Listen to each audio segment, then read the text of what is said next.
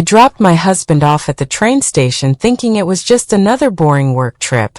The kind that comes with marriage and bills and a calendar that never stops yelling at you. Portland International was bright and sterile that night. The kind of clean that makes you feel messy for existing. 2 days, Grayson said, leaning in through the passenger window to kiss my cheek. His cologne was sharper than usual, like he'd overdone it. Chicago. Vendor meetings. I'll be back. Saturday. Text me when you land, I said, already reaching for the turn signal. He lifted his carry-on, flashed that practiced smile, and walked toward departures without looking back. In the back seat, my daughter Nadia didn't move. She sat strapped into her booster knees, hugged to her chest, fingers twisting the zipper pull on her purple backpack like she was trying to snap it off. Nats. I checked the mirror. You okay? She didn't answer. Her eyes stayed on the sliding doors Grayson had disappeared through. I pulled out into the train station loop. Just another night. Just another trip. Just another lie. Probably, but I wasn't in the mood to fight ghosts. Then Nadia's hand shot forward. Not a tap. A clamp. She grabbed my wrist hard enough to sting. Her little nails dug in. Mom, she whispered, voice thin as thread. Don't go home tonight. I laughed once, mostly from reflex. What? Why? Her face was pale. Not kid up past bedtime pale. Real pale. The kind that makes your stomach drop before your brain catches up. Please, she said, and her voice cracked. You have to believe me this time. This time. Those words hit like a door slamming in my chest because she had warned me before. The white sedan that parked down the street 3 nights in a row. I told her it was probably a neighbor's visitor. The muffled phone call she'd heard through the office door after midnight. I told her grown-ups to talk about boring stuff and she should sleep. The weird smell in the garage. I'd blamed the paint thinner from Grayson's tools. I dismissed her over and over, then wondered why she'd started triple-checking her window locks. Now she was shaking in the back seat and I could see it. This wasn't imagination. This was fear. Clean, sharp fear. We were coming up on the split. Left would take us toward our place in Selwood, the little blue bungalow with the new porch light Grayson installed last month. The safe house. I should have asked for details. I should have demanded an explanation. Instead, my brain did the math. Worst case if I listened to her. We waste a night and I buy her pancakes in the morning. Worst case if I didn't. I'd never get a morning again. I changed lanes. Okay, I said quietly. I believe you. Nadia made a small sound, like air finally getting back into her lungs. You do? She asked like it hurt to hope. Yeah, baby, I said. I do. I'm sorry I didn't before. Her grip loosened, but she didn't relax. Not really. I turned off the main road, took the long route toward home, and kept driving past it. Because we weren't going inside. We were going to watch it first. And Nadia, staring out the window like she already knew what was coming, whispered something that made my blood go cold. He has the key ready. I parked across from our house in the dark, and at 10:41 p.m. a vehicle rolled onto our street with its headlights off. We sat in my SUV under the shadow of a cedar tree, a block down from our place. The street was quiet in that suspicious way, like the neighborhood was holding its breath. Nadia curled against the passenger door, knees tight to her chest. She kept wiping her palms on her leggings. I don't like this, I murmured more to myself than her. I don't either, she whispered. But it's better than inside. A normal parent would have called the police immediately. A normal parent wouldn't be hiding like prey outside her own home. But the thing about fear is it makes you careful. And Nadia's fear wasn't random. It was specific. Time dragged. 9:45. 10:15. 10:30. My eyes kept drifting to our porch light, the window curtains, the mailbox. Everything looked normal. The normalness almost convinced me I'd lost my mind. Then Nadia sat up so fast her seatbelt clicked. "There," she said. At first I thought she meant the dog walker on the corner. But then I saw it. A dark van gliding down the street with no lights, slow as syrup.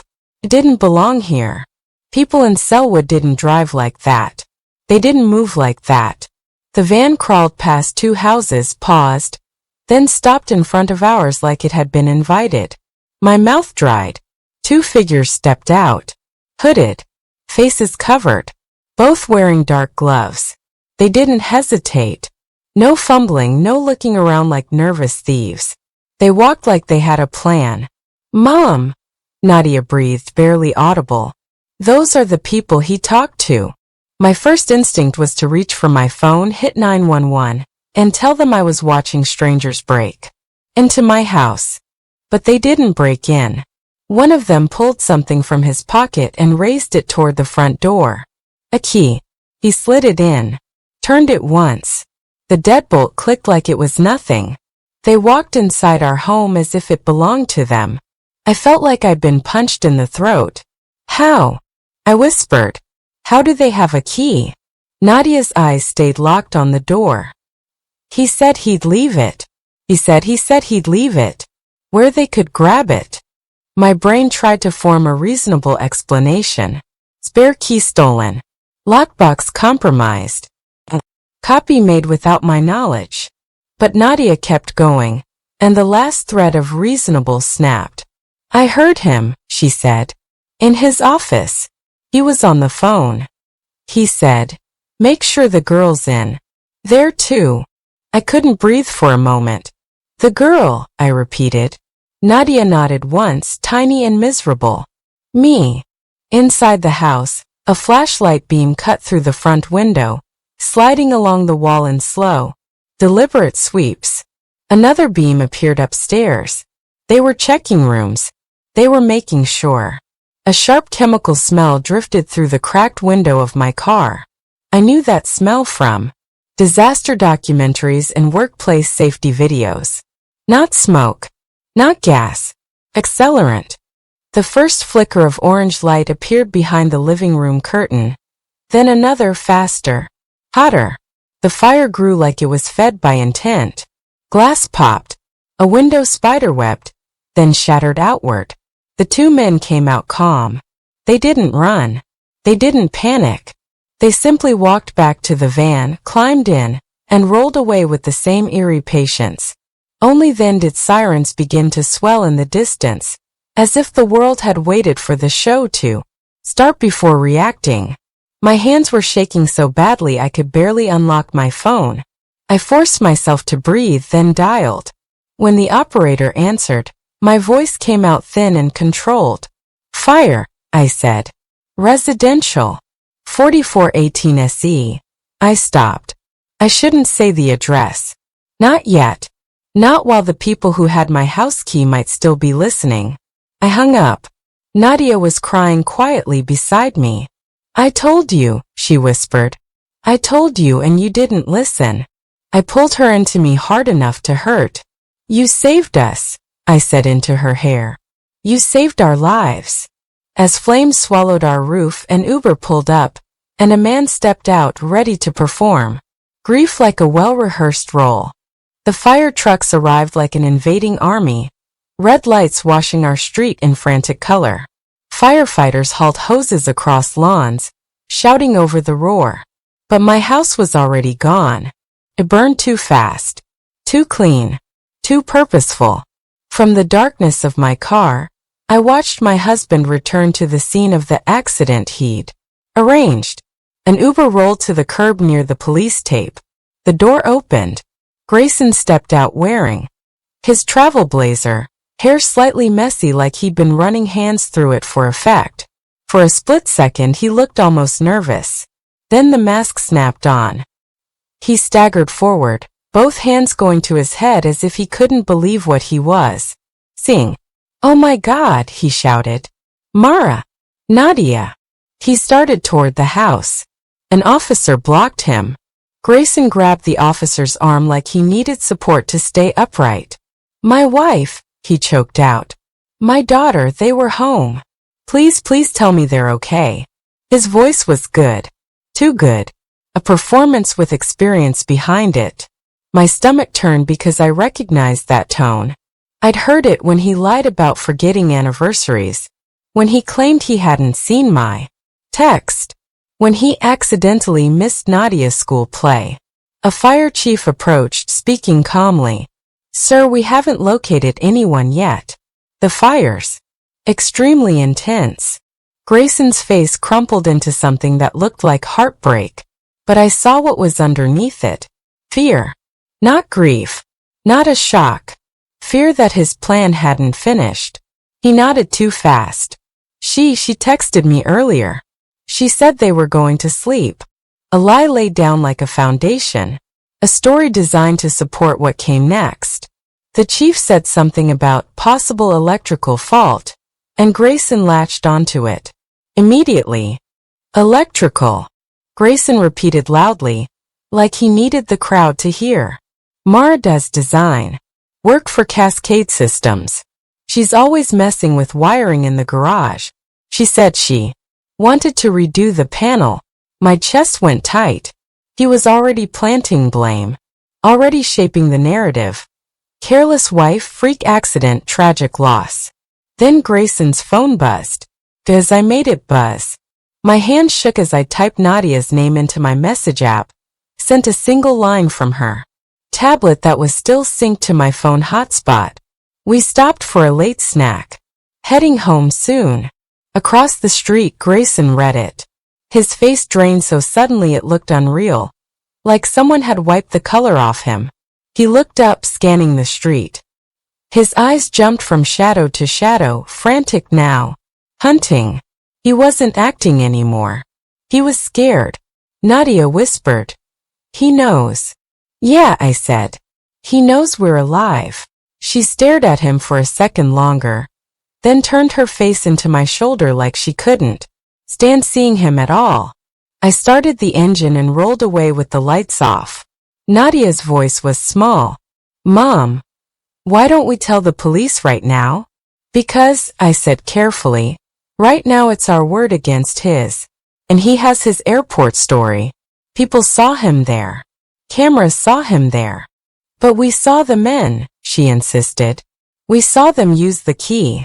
We need proof that connects him, I said. Real proof. Nadia swallowed. Like in true crime? Exactly like in true crime. I drove to a cheap motel near the train station, paid cash, signed in under M. Lane. The room smelled like old bleach and stale carpet. Nadia fell asleep fast, exhaustion winning out over adrenaline. I sat on the edge of the bed staring at my phone, then pulled out a business card I'd kept buried in my wallet for years.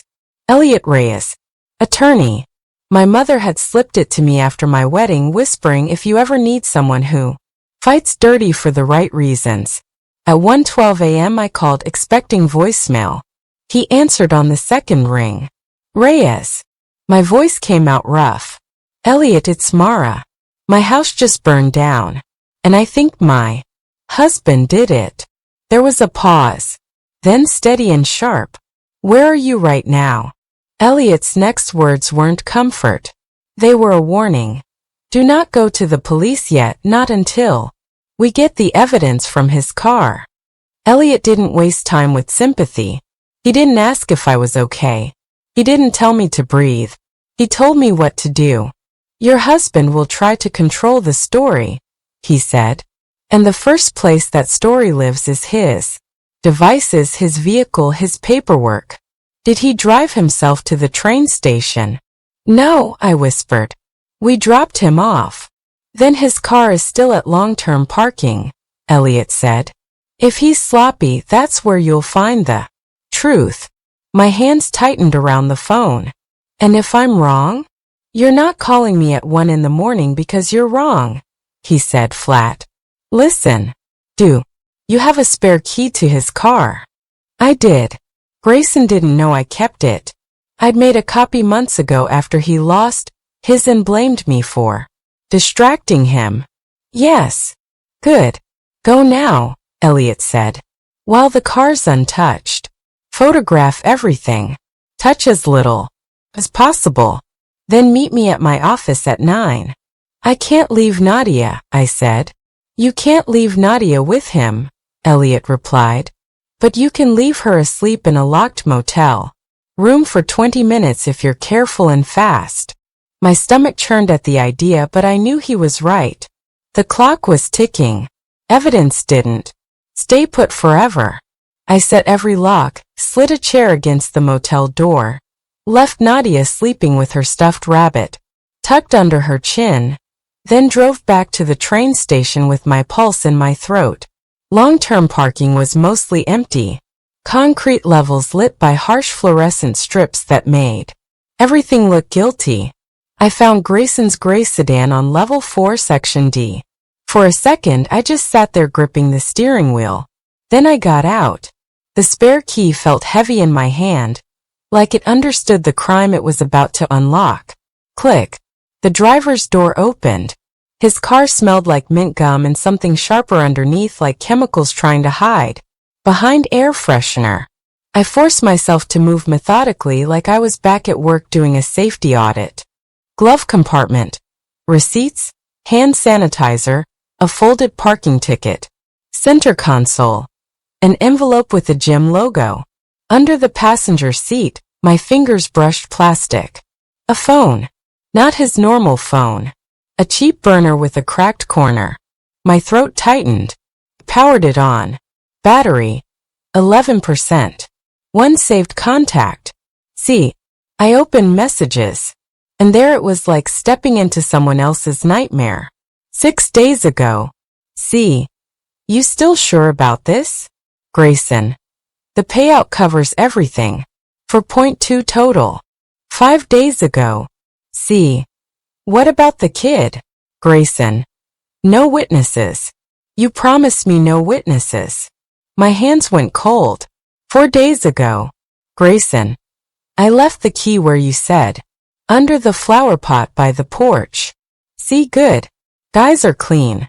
They'll make it look like a panel fault. Her hobby of wiring is perfect. Blame. My stomach heaved. I swallowed it down, kept scrolling. 3 days ago. See. Cash is in. Grayson. I pulled $62K. Don't screw me. 2 days ago. See. You'll be seen at the train station? Grayson. Yep. Cameras. Receipts. I'll look devastated. Then the one that shattered me. 2 days ago. See.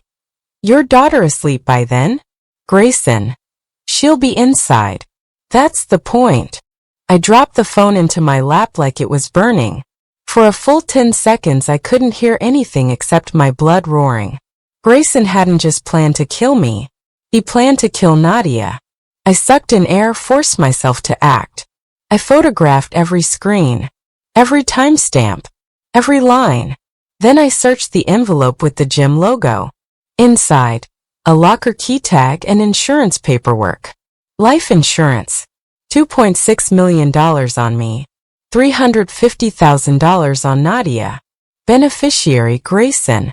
I snapped photos until my hands stopped shaking. Then I took the burner phone and the documents, sealed them in a zip bag from my glove box like evidence. Back in my car, I sat there staring at the steering wheel, trying not to scream. I texted Elliot one line. I have proof. His reply came instantly. Good. Now we make him confess. At 9:03 a.m., Elliot introduced me to the detective who would wire me up, then said the words that made my skin prickle. Tonight, your husband is going to think you're dead for real. Elliot's office was in an older brick building downtown, the kind with narrow hallways and heavy doors that made every step feel final. He spread the evidence across his desk like cards in a cruel game. Photos of the burner phone, messages, the insurance paperwork, the locker key, the cash withdrawal slip I found tucked behind the registration. He didn't look surprised. He looked angry. This is strong, he said, tapping the screen where Grayson wrote she'll be inside. That's the Point. But, I asked. There's always a but, he said. A defense attorney will claim the phone isn't his. They'll say, you planted it. They'll say the texts are fake. We need something they can't wriggle out of. My throat tightened. What do we need? Elliot leaned back. His voice. On recording. Confirming what he believed happened. Confirming what he paid for. The moment he thinks he's safe is the moment he'll talk. A knock at the door cut in. A woman stepped inside wearing plain clothes and a badge clipped to her belt. Detective Priya Singh. She had calm eyes and a tired posture, like she'd carried too many people's worst days. I read your file, Singh said, looking at me directly. And I listened to the dispatch report from the fire. Your husband was already building a blame story on scene. I swallowed. So you believe me? I believe your evidence, she corrected gently. And I believe your daughter shouldn't have to live in a world where this man is free. Something in my chest loosened. Singh studied the burner phone photos, then nodded once. We do a controlled meet. Public place. Multiple officers undercover. You wear a wire. We get him talking. How do we get him to meet me? I asked. He thinks I'm alive now. He's scared. Elliot smiled without humor. We make him think the bodies were found. He typed fast, then angled his screen toward me. A message drafted to look official. Mr. Hale, this is Deputy Fire Marshal Denton. Remains were located in the property. Debris. We need to discuss identification and insurance procedures. Please meet today. At 6 p.m. at Hawthorne Roasters. My skin crawled. He'll come. He'll have to, Singh said. He needs to know if the remains are real. He needs to know if his payout is safe. Elliot hit send from a number he'd set up for exactly this kind of trap. We waited. 30 seconds felt like a minute. Then the reply came. I'll be there. I need answers. Singh's jaw tightened. Good. Now we set the stage. An hour later she explained the wire. The tiny mic taped beneath my shirt, the transmitter hidden. In my purse, the earpiece that would carry her voice. Keep him talking, Singh said. Ask open questions. Let him explain. People confess when they're trying to control you. I practiced lines in the mirror of Elliot's office bathroom until my face looked like someone else's. Pale, steady, hollow. By late afternoon, I drove back to the motel to check Nadia. She was awake, sitting cross-legged on the bed, watching cartoons with the volume low. When she saw me, she rushed into my arms like she'd been holding her breath all day. Mom, are we safe? She whispered. I kissed her hair. We're safer than we were. And we're getting safer tonight. She pulled back, searching my face. Are you going to talk to him? Yes. Her eyes filled fast. What if he hurts you? He won't, I promised, even though my stomach didn't believe me yet. There will be people around. Good people. That evening, Singh met me behind a bookstore and clipped the mic into place. Breathe, she said. You're not alone. I stepped onto Hawthorne Boulevard with my heart hammering. At 5:58 p.m., I took a table by the window. At 6:03 the door opened, and my husband walked in wearing grief like a jacket. His eyes swept the room and landed on me. The shock on his face wasn't anger. It was pure, furious disbelief. Grayson stared at me like he'd seen a ghost, and in my ear Detective Singh whispered, Keep him close. He's about to say something he can't take back. Grayson stopped so hard a couple near the entrance had to step around him. For a second he looked like he might turn and run. Then he walked toward me slowly, like he was approaching an animal that might bite. Mara, he said, voice low. What is this? I didn't stand. I didn't smile. I didn't give him anything soft to hold. Sit, I said. His eyes flicked to my hands, my purse, my face. Calculating. He sat. You got my message, I said. He swallowed. Remains. Identification. Insurance. I came as fast as I could. Good, I said. Because I have questions.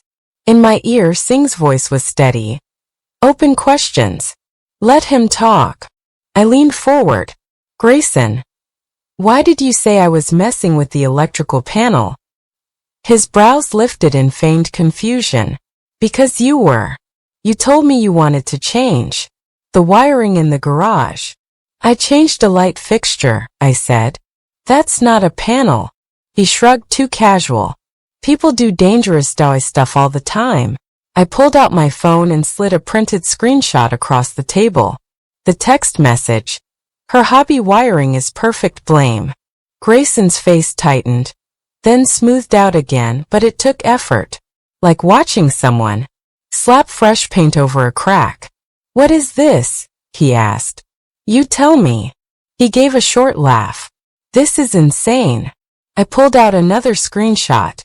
She'll be inside. That's the point. His jaw clenched. The muscle twitched near his ear. That's not mine, he said quickly. Anyone could have typed that. I tilted my head. Anyone or you? He leaned back, eyes narrowing. What do you want from me? The question was almost offended, like I was the problem for not staying dead. I want the truth, I said. Start with why two men walked into our house with a key. His eyes flashed. What key? The key under the flower pot, I said carefully. The one you left. For a beat he didn't speak. Then he laughed again, but it wasn't warm. It was sharp, irritated. Okay, he said, voice dropping. So you're accusing me now. I kept my face still, but my stomach turned. Nadia heard you, I said. His eyes flicked. Nadia. She heard you talking about her, I continued. And she warned me. That's why we weren't home. At Nadia's name, something in him changed. Not fear. Annoyance. Like the kid was a complication, not a person. I didn't want her involved, he muttered before he could stop himself. In my ear, Singh breathed. That's good. Keep going. I leaned in. You didn't want her involved in what, Grayson? He stared at me, lips pressed tight. Then, as if deciding there was no point pretending anymore, his shoulders relaxed. Do you know what it's like, he said, voice quiet, to spend 12 years trapped in a life you didn't choose? My skin prickled. I married you because it was easy, he said. You were stable. You were good. And I thought that would be enough. My throat tightened. And Nadia? He looked away. She happened. I flinched like he slapped me. She didn't just happen, I said. She's our daughter. He sighed, irritated again. She's 8, Mara. She'll forget half of this in a few years. I felt something cold settle in my chest.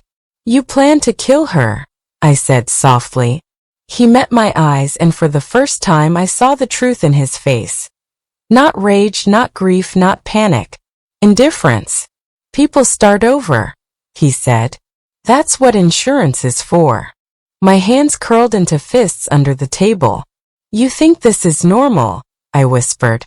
He leaned forward, voice low, almost tender. I think it's necessary. Then he said the sentence that made the entire cafe around us feel like it tilted. Celia said it would be clean. The moment he said her name, I slid the last screenshot forward, and Grayson's eyes widened. 'Cause he realized I wasn't guessing anymore. Celia, I repeated, keeping my voice steady even as my insides shook. Your girlfriend. His mouth tightened. Don't call her that. I slid the next page across the table. The cash withdrawal slip. $62,000. 2 days before the fire. You paid for this, I said. Grayson's gaze flicked down, then back up. His nostrils flared. You broke into my car, he said, as if that was the real crime. I used a spare key, I replied. One you never knew existed. His lips parted, then closed. He recalculated. Singh's voice in my ear. Push him. Make him explain. People hate silence. I let silence sit between us for 3 full breaths. It worked. Grayson exhaled hard like he was tired of me. Like I was a task. You want the story? He said. Fine. He leaned in, lowering his voice. Celia has debt, he said. Bad debt. She owed people who don't wait politely. I swallowed. So you decided to burn your family alive? No, he said sharply. I decided to prevent my own life from being destroyed by your little, perfect bubble. He made a small, dismissive motion with his fingers. You were always building, he continued. Always improving. Always trying to fix things. And I was just there. A prop in your life. I stared at him, stunned by the selfishness. You could have left, I said. And pay child support? He sneered quietly. Spend the next decade budgeting my freedom? No, I whispered. So you chose murder. He shrugged like it was a harsh but logical business decision. I chose certainty. My nails dug into my palm. And Nadia? I asked. Explain Nadia. He paused, and for half a second I thought he might lie again. Instead, he looked me in the eye and said, You can't leave a witness behind. My stomach rolled. She's a child, I said, voice breaking despite my effort. And she's your child, he replied like that was my fault. She clings to you. She talks too much. She remembers everything. That's dangerous. My ears rang. Say it, I said, barely able to speak. Say what you planned. He leaned back, eyes cold. I planned an accident. I shook my head. Not the marketing line. The truth. He stared at me. Then his mouth curved into something like irritation. You want me to confess for you? He asked. Yes, I said. I want you to say it out loud. He glanced around the cafe. People were laughing at other tables. A barista was frothing milk. No one was paying attention to the monster at my table. Fine, he said. I hired 2 men through Celia's contact. I left the key where they could grab it. They poured accelerant and staged it to look like a panel fault. You and Nadia were supposed to be asleep. My breath caught. He continued, voice low and steady, like he was reading instructions. I would have cried on camera. I would have blamed your wiring. I would have collected the payout. And I would have started over. My body went ice cold. And Celia? I asked. He smiled faintly. Celia and I were going to move. Vancouver first, then somewhere warmer. New names. No baggage. No baggage. Like Nadia was luggage. My vision blurred. I forced myself to hold his gaze. Do you understand what you did? He shrugged again. I understand it didn't work, he said. Because you got spooked by a kid's bad dream. That's when I lost my last thread of restraint. I stood so fast my chair scraped loud against the floor.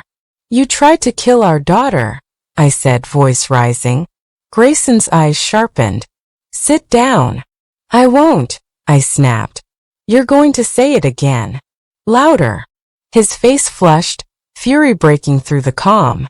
Fine, he hissed, then his voice rose with it. Yes, Mara. I paid for them to burn the house with. You both inside.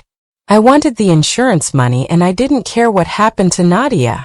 The cafe went quiet in that sudden, unnatural way. Heads turned. Forks paused midair. And in my ear, Detective Singh said, calm as a blade. Got him. The front door opened, and a woman walked in with a badge raised, locking eyes with my husband like she'd been waiting her whole life to meet him. Detective Priya Singh moved fast. Grayson Hale, she said, loud enough for the room to hear. Portland Police.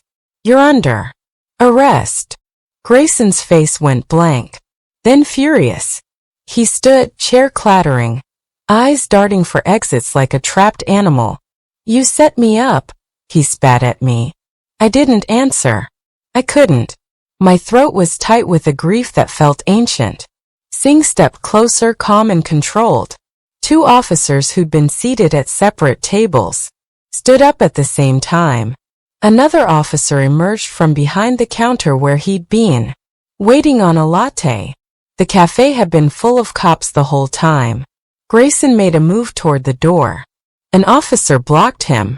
Grayson tried to shove past, but Singh caught his arm and twisted it behind his back with practiced precision. "You can't do this," he shouted. "This is entrapment." Singh's voice didn't change. "You weren't forced to confess. You chose to speak." His face contorted as the cuffs clicked shut. Then he did something that made my skin crawl. He looked at me and softened his expression like flipping a switch. "Mara," he said, voice suddenly gentle. "Please. You don't understand. I was scared. I didn't mean." Singh cut him off. "Save it for your attorney." Grayson's gaze flicked to me again. "Tell them the truth. Tell them you're exaggerating. Tell them you don't want to ruin Nadia's life by taking her father away." Ruin Nadia's life. I almost laughed from the sheer nerve of it. "You already tried to ruin her life," I said quietly. "You tried to end it." That's when the mask slipped completely, and I saw the real him again. "I gave you everything," he hissed. "You gave me lies," I said. Singh guided him toward the door. Grayson twisted his head back, eyes wild. "You think Celia won't come for you?" he snapped. "You think she's just going to vanish?" Singh paused at that, glancing at me briefly. It was the first time she looked genuinely concerned. "Celia is already in custody," Singh said, cool and firm. She talked fast. Grayson froze. "What?" he said, voice cracking. "She gave us names," Singh continued. "She gave us messages. She gave us money trails. She gave us your plan." Grayson's face collapsed into disbelief, then pure rage. "She wouldn't," he whispered. Singh's eyes were flat. They always do. As they let him out, Grayson twisted again, shouting over his shoulder. "You can't prove it. You can't prove any of it without those texts. She stole my phone." Singh didn't stop walking. Outside, through the cafe window, I saw him shoved into an unmarked vehicle. His head hit the doorframe hard enough to make him swear. For a second I felt nothing. No victory. No relief. Just a numb exhaustion that seeped all the way into my bones. Singh returned to my table and sat across from me for a moment, like she understood I needed a pause before the next wave hit. "We have his confession," she said. "We have the burner phone evidence. We have the insurance paperwork. We have the arson scene. This is a strong case." I swallowed. "And the men? We're picking them up tonight," she said. "Celia gave them up." My fingers curled around my cup so hard it hurt. "Nadia," I whispered. "I need to get back to her." Singh nodded. "We'll have officers nearby the motel. Just in case." "Just in case what?" I asked. Singh held my eyes. "Just in case someone else thinks the job isn't finished." My blood ran cold again, because I realized something I hadn't fully faced yet. Grayson didn't act alone, and the people he hired had already been inside my home. When I opened the motel door that night, Nadia was sitting upright on the bed, eyes wide, and she whispered, "Mom." Someone slid a note under the door. Nadia held the slip of paper like it was poisonous. Her hands were trembling, but her face was strangely calm in that way children get when they're trying to be brave for you. I locked the motel door, flipped the deadbolt, then checked it twice. "What did it say?" I asked softly. She unfolded it with careful fingers. 3 words, written in blocky capital letters. "We missed you." My stomach dropped so hard it felt like falling. Singh's warning echoed in my head. "Someone else thinks the job isn't finished." I snatched the note, scanned the paper for fingerprints the way I'd seen on TV, then realized how ridiculous that was with motel air and my own hands all over it. Still, I slid it into a clean plastic bag. "Nadia," I said, forcing my voice steady, "did you see anyone?" She shook her head quickly. "No." I was watching cartoons. I heard footsteps, then a scrape at the door like paper. My phone buzzed. Detective Singh. I answered immediately. There's a note, I said. Under the door. It says they missed us. Singh's voice sharpened. Do not open that door again. Do you have the chain lock on? Yes. Good, she said. 2 officers are already headed to you. Keep your daughter away from the windows. I pulled Nadia into the bathroom, sat with her on the tile floor, and tried not to let my panic infect her. How do they know where we are? She whispered. They might not, I lied, because the truth was worse. If they knew, it meant Grayson's reach wasn't just emotional. It was logistical. It was organized. 15 minutes later, 2 officers knocked and identified themselves. They took the note, photographed the hallway, checked cameras. Then one of them came back in with a grim expression. The hallway camera outside your door has been covered, he said. Someone taped a paper over the lens earlier. My skin went cold. Not random. Not a prank. A professional move. Singh called again an hour later with updates. The arsonists were in custody. Celia was cooperating. Grayson was booked. But the note changed everything. It meant there were more hands in the dark than we'd counted. Over the next week, everything moved fast and slow at the same time. Fast. Restraining orders, temporary custody filings, emergency protective services, interviews. Slow. Nadia waking up at night, asking if the fire was coming back, checking the motel locks like she was 80 years old.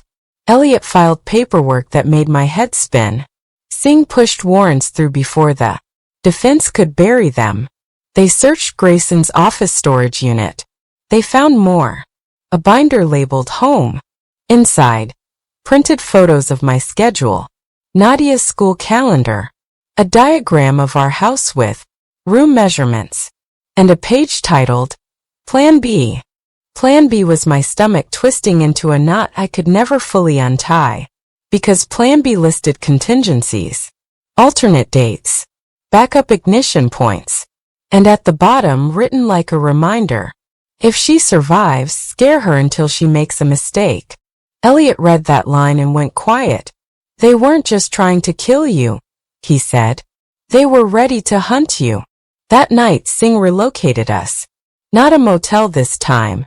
A safe house with officers posted. When Nadia fell asleep, she clutched my wrist like she was afraid I'd vanish. I sat in the dark, staring at the wall, and finally let myself cry silently so she wouldn't hear. Because the worst part wasn't the fire. The worst part was realizing the man I married had studied my life like a blueprint and decided my daughter was disposable. 2 days before the preliminary hearing, Elliot received a voicemail, and when he played it, I heard Grayson's voice whispering my full name from jail like he was right beside me. Elliot played the voicemail once, then again slower. Grayson's voice was quiet, controlled, almost intimate. Mara, he said like we were sharing a secret. You think you won. You didn't. You just made it messy. Elliot's face was hard. He shouldn't have access to call you. It didn't come directly to me, I said, throat tight. It went to your office line. Elliot nodded grimly. Which means he's reminding us he can still reach. Detective Singh took it seriously. She should have. That message wasn't grief or remorse. It was a warning. At the preliminary hearing, Grayson appeared in court in a clean suit, hair-trimmed face. Carefully neutral. He looked like the kind of man who could sell you a mortgage and make you thank him. When his eyes met mine, he didn't look guilty. He looked annoyed. As if I'd inconvenienced him. The prosecutor laid out the basics. Attempted murder, conspiracy, arson, insurance fraud, endangerment of a child. The defense attorney's job was to muddy water. He tried to paint me as unstable, paranoid, vengeful. He suggested the burner phone could be planted. He suggested my work stress made me misinterpret events. Then Singh stood and calmly described the wire recording, the public confession, and the evidence chain. The judge didn't smile, but his eyes sharpened. Grayson's bail was denied. On the courthouse steps afterward, Nadia squeezed my hand. "Is it over?" she asked. I wanted to say yes. But the note, the taped camera, the voicemail. "No," I said honestly. "But it's moving in the right direction." The trial came 3 months later. Celia took a deal. Not a light one, but lighter than Grayson's would be. She testified like a person desperate to save herself. She described meeting Grayson at a climbing gym. She described the first time he joked about a clean reset. She described him showing her the insurance numbers like they were vacation plans. Then the arsonists testified, both men avoiding my eyes, voices flat as they admitted how they'd done it. Multiple ignition points, accelerant trails, staged electrical fault at the breaker box. And yes, they said they were told a child would be inside. Grayson's defense tried to argue he was pressured, manipulated, not the mastermind. Then the prosecutor played the audio from Hawthorne Roasters. Grayson's own voice filled the courtroom. "I left the key where they could grab it. She'll be inside. That's the point. You can't leave a witness behind." I watched the jurors' faces change as the reality settled in. Nadia wasn't in the courtroom. Elliot insisted she shouldn't be. I agreed, even though part of me wanted her to see the world take her side for once. After 6 hours of deliberation, the jury returned guilty. All counts. Grayson didn't react much at first. Then, as the judge began sentencing, he turned his head slightly toward me and smiled. It wasn't a big smile. It was small and private and terrifying, because it said, "This isn't the end." The judge sentenced him to 28 years. When we walked out, Nadia asked again, quieter this time, "So he can't get us now?" I looked down at her, at the child who had saved us with her fear and her courage. "He can't touch us," I said. "Not from where he is." But even as I said it, my phone buzzed in my pocket. A notification from an unknown number. One line. "Plan B still stands." My hands went numb as I realized someone out there was still following his instructions. And they knew my new address. We moved again. Not because I wanted to. Because safety stopped being a place and became a routine. The new house was smaller, farther out, all electric. No gas. No old wiring. No easy blame. Story. Nadia helped choose it. That mattered. She picked a room that faced the backyard so she wouldn't feel watched from the street. She asked for motion lights. She asked for extra locks.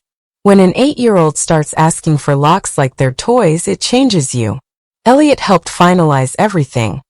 Divorce, protective orders, full custody. Grayson's parental rights were terminated so cleanly it felt unreal. Like cutting away a diseased branch.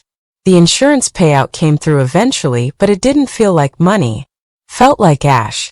I put most of it into a trust for Nadia and donated a chunk to a trauma clinic that helped kids who woke up screaming from things the world told them shouldn't happen. I left my job at Cascade Systems.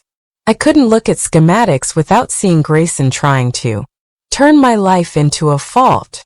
I started teaching safety compliance at a local community college instead. Not because it was glamorous, but because it felt like turning the nightmare into a warning label. Nadia started therapy twice a week. I did too. Our therapist, Dr. Lena Park, explained words I didn't want to learn.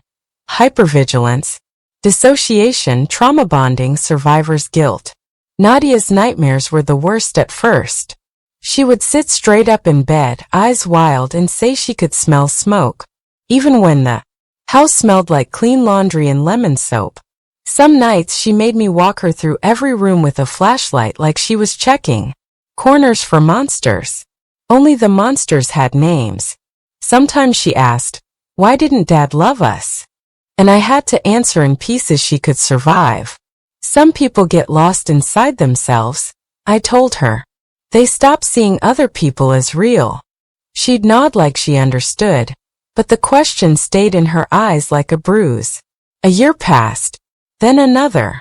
The nightmares eased from every night to once a week, then once a month. The lock-checking never fully left.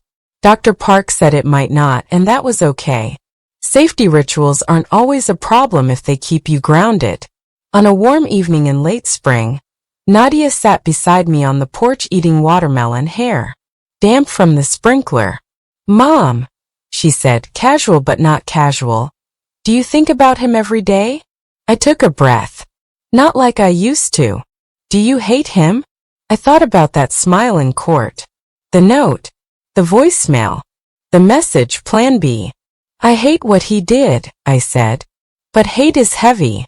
I don't want to carry him around forever." Nadia nodded slowly. "So you let him go?" "I'm trying," I said. She looked down at her hands, then asked the question that made my throat tighten. "He wrote me a letter," she said. My heart stuttered.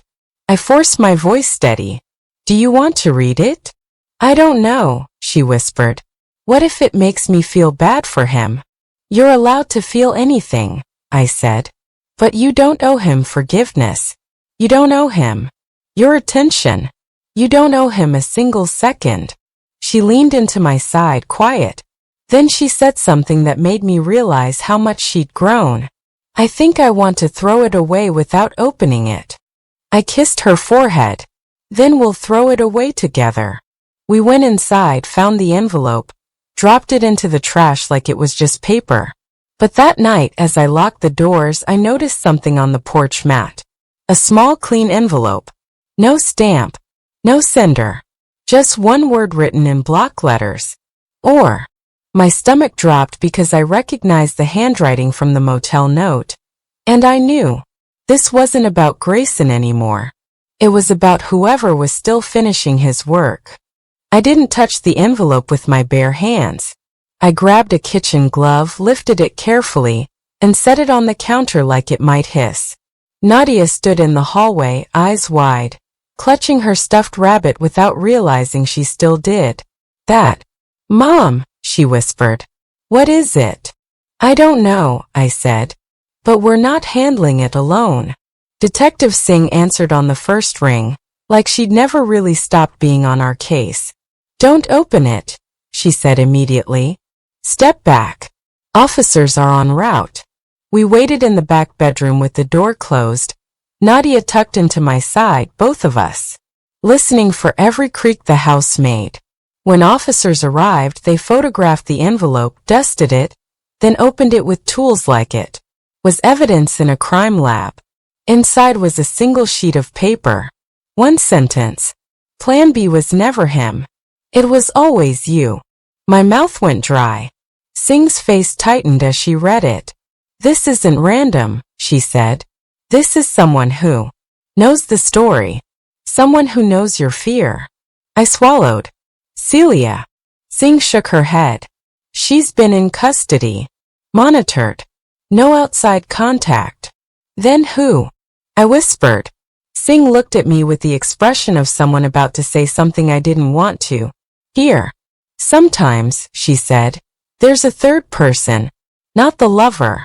Not the hired hands. The connector. The fixer. The one who makes introductions and keeps receipts." A chill ran through me. That night, Singh's team reopened parts of the investigation that had been good enough for trial but not good enough for peace. They traced the burner phone's purchase. A convenience store outside Beaverton. Camera. Footage was grainy but usable. They traced a cash deposit Celia mentioned but couldn't fully explain. It went through a small check cashing place, then into a business account under a name we hadn't seen before. Denton Consulting. The same name Elliot had used in the fake message. Fire Marshal Denton. Elliot's face went pale when Singh explained. "I picked a generic name," he said. "I didn't know it was real." Singh nodded. "Someone out there heard that name, recognized it, and decided to remind you. They're still watching." The next weeks were a blur. Patrol drives, camera installations, phone number changes, safety, planning. Nadia hated it at first, then settled into it like it was just how life worked, which made me furious quietly. A child shouldn't adapt to fear like it's normal weather. One afternoon, months later, Nadia and I were walking home from school when she stopped, dead on the sidewalk. "Mom," she said softly, "look." On the community bulletin board outside the corner store, someone had pinned a flyer. It looked like a lost pet notice at first, but it wasn't. It was a photo of our old house burning, clipped from a local news page. And beneath it, written in the same block letters, "Systems fail when people ignore small cracks." My own lecture line, the one I used in class. My blood turned cold, because whoever was doing this wasn't just threatening us. They were listening to us, learning us. Seeing pulled footage from the store cameras. The person wore a hoodie and cap face down. But one detail showed a ring on the right hand, a distinctive shape. A ring Singh had seen once before. In a photo on Grayson's phone. A friend he met at the gym. A person I'd never paid attention to because I'd been too busy surviving the obvious villain. I looked at Nadia, her small hand wrapped around mine, and understood the real lesson of everything we'd lived through. The danger wasn't only the fire. It was the quiet planning before it. I squeezed her hand. "You did the right thing," I whispered. "Every time you trusted your gut." She nodded, eyes hard with a strength no kid should need. And as we walked home, I made myself a promise I would keep for the rest of my life. I will never dismiss her fear again. And that night, as I checked our new security feed, one camera flickered, and I saw a hooded figure standing across the street, looking straight into our window.